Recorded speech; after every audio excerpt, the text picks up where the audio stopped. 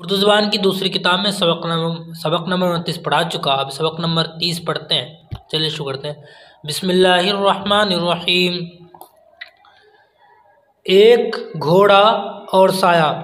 एक घोड़ा था निहायत ऐबदार, अपने साये से बिदकता बार बार। उससे मालिक ने खफा होकर कहा, सुन तो अहमक जिससे तू है डर रहा, सुन तो अहमक जिससे तू है डर रहा। जिस्म का तेरे ही तो साया है वह, ने दरिंदा है ना चौपाया है वह। जिस्म रखता है ना उसके जान है, तू बड़ा डरपोक और नादान है। यूं दिया घोड़े ने मालिक को जवाब, यूं दिया घोड़े ने मालिक को जवाब। सच कहा ये आपने लेकिन जनाब,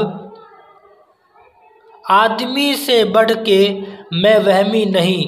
आन हुई बातों का जिसको है यकीन, भूत का किस्सा कहानी के सिवा, भूत का किस्सा कहानी के सिवा कुछ निशान घर में ना जंगल में पता।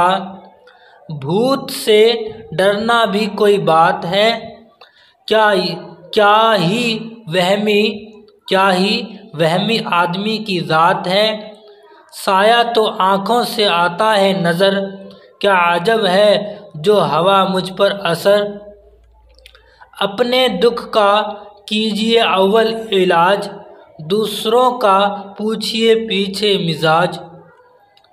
अभी माना देख लेते हैं। ऐब का मतलब ख़राबी, खफा मतलब नाराज़, और असर का मतलब असर जो होता है, ठीक है, असर का असर ही।